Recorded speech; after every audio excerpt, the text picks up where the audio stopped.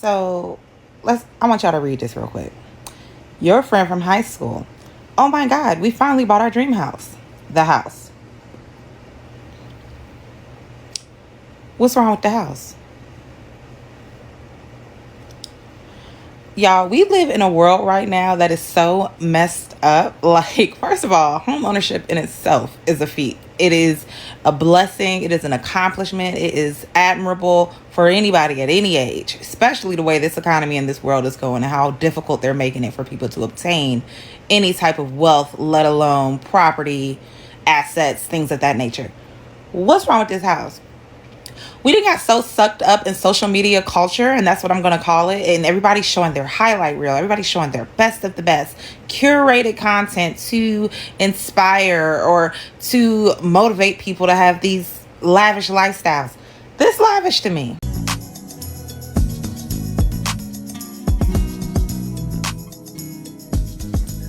Welcome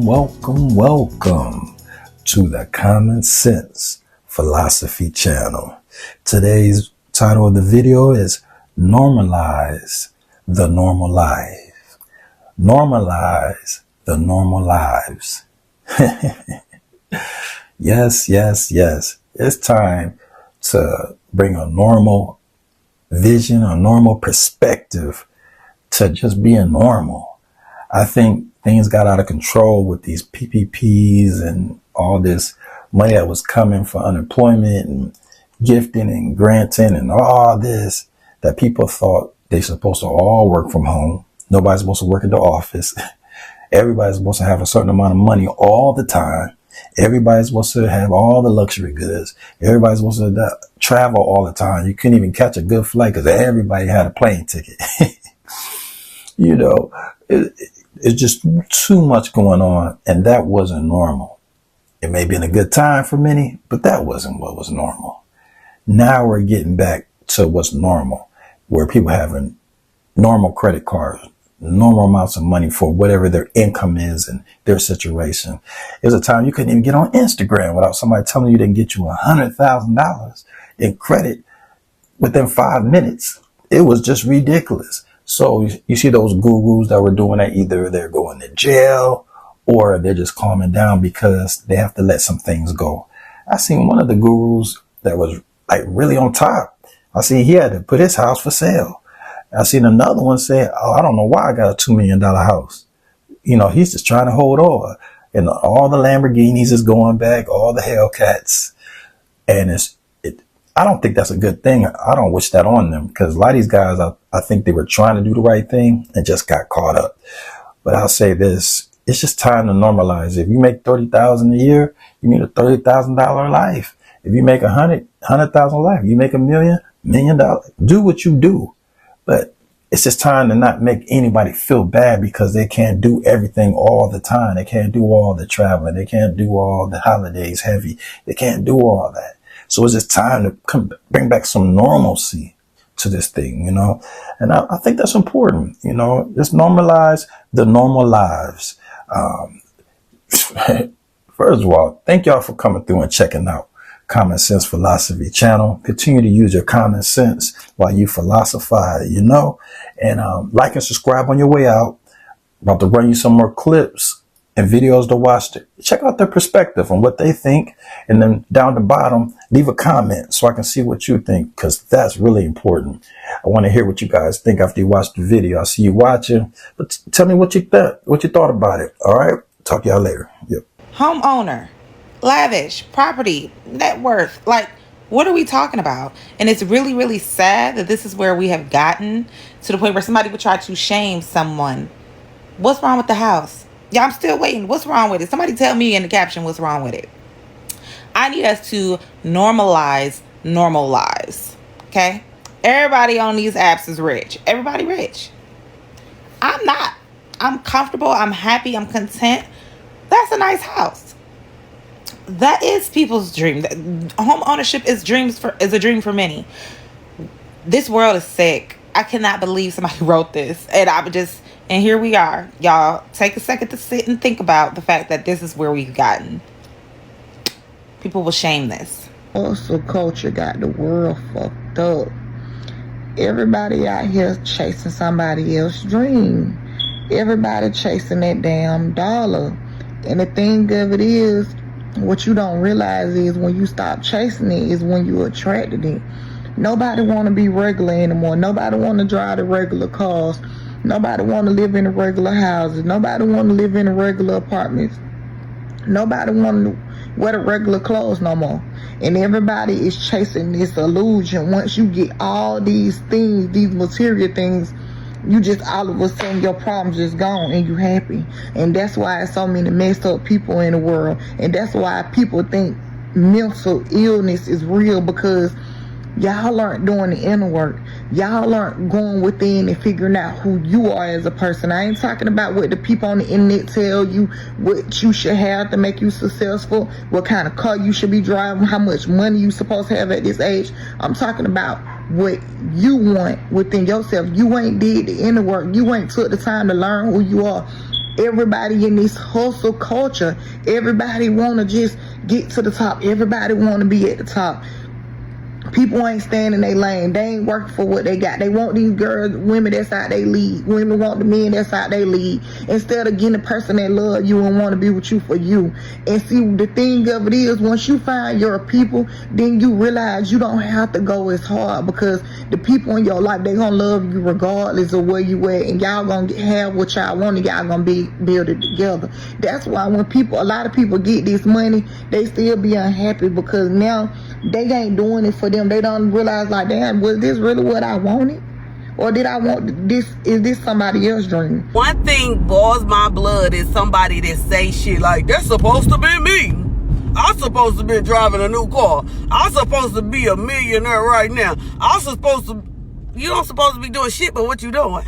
Because it's up to you. Nobody else make your life. You make your life. Like, people kills me like y'all can't even give other people props because y'all too busy talking about what it should have been, who it should have been. No, that shouldn't have been them driving that new car. It should have been me. No, that shouldn't have been them living in that new house. That should have been me. No, bitches, you who you are.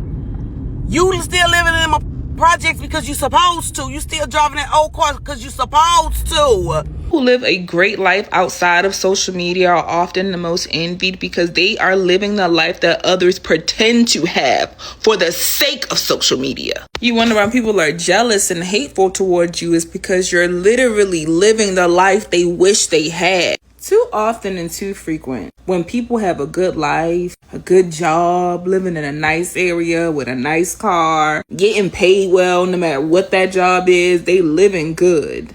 People will become bitter, hateful, and resentful because you be so surprised the people that are literally miserable, but they're faking their happiness, they're faking their finances for social media. When people say social media is not real, social media is not real, in a lot of people's cases, it's not. But when you're not being performative and you're literally living your life, and your life has Instagrammable moments, naturally, without trying, without forcing, without faking, you become public enemy number one. They watch you like a hawk, but they can't stand you. But they also can't look away because you're literally living the life that they want to live. I feel like a lot of people live above their means and do not even know it. Like, you feel like it's a requirement for you to get your nails done, even though you don't have a car. You mean to tell me you couldn't take 2 seconds to learn to do your own hair? You didn't have enough time to learn to do your own hair, but you have enough time to go out to eat? The problem is you're living above your means and you don't even know it because you're so used to seeing everybody around you live above their means. You will be better off doing that, such as I do, money or not, and making that turkey sandwich, regardless. If your coworkers go out to eat and they ask you to go out to eat, you can pack your turkey sandwich with you and eat before you go. There is one thing I would love for people to learn on this app. It is that just because you have a certain lived experience does not mean that that's everybody else's lived experience. Just because you only know people who are on child support, or you only know unhappily married people, or you only know people who cheat, or you only know people who got rich by stepping on other people and doing grimy stuff. Or in the reverse, just because you've never experienced racism, or you've never been assaulted by someone that you cared about and you thought cared about you, does not mean that that's everybody else's lived experience. When I was about 18, one of my friends and I was discussing the Cosby Show, and I ignorantly stated that the Cosby Show was unrealistic, and she was like, no, it wasn't for me, because as a black girl, she grew up in a 2-parent household around other successful black households, and so it wasn't unrealistic for her, but it was unrealistic to me. And so this opened my world up to the idea that, wait a minute, people can live all kind of different ways, and those things that I really want in life are possible, because just because I grew up in certain negative experiences doesn't mean that that's what was happening to everyone. You know what the real flex is? The real flex is living your life and not flexing at all. Living your life in a way that you don't have somebody in the back of your mind and you're like, oh yeah, let me post this. Let me say this so they can hear this. Let me see who's watching this. No. Because are you really living your life if you have someone stuck in the back of your mind and you're trying to flex in hopes of that person coming across it, seeing it, hearing it, whatever? So the real flex is you internally knowing that you've come up, but that you're so content with life that you don't have to go out of your way. The moment I stopped taking responsibility for the faults of others is the moment I started to skyrocket. I had a pretty rough childhood. My mom didn't want me, my dad didn't want me, my adoptive mother started doing crack. And growing up, I used to internalize that. I used to think like, damn, my own mama and daddy didn't want me. I ain't gonna be shit. And then the person they gave me to ended up being a crackhead. Like, what kind of life am I going to live? People around me used to discourage me like, hey, that's why your mama and your daddy ain't want you. That's why you gotta live with whoever you can. But the exact moment I realized that I do not have to be what I started as. I don't have to be my mother. I don't have to be my father. And just because my parents and my family wasn't shit, that didn't mean that I wasn't gonna be shit either. That just means that it was gonna be a little bit harder for me. And I was gonna have to learn some shit the hard way. I searched for love in places that I shouldn't have because I never knew what love was. So at the point I had an epiphany, I was on my 3rd kid. I was a single mom. I had no help, not even from friends or family. So I packed me and my 3 kids up, fit whatever I could in a car, and I moved from one side of the country into the other side of the country. The whole drive, the whole 19 hours, I cried. But when I got here, within 2 weeks, I had a salary position. Within a year, my credit score went from the 400s to the 600s. And then I started to realize I can do whatever the fuck I want.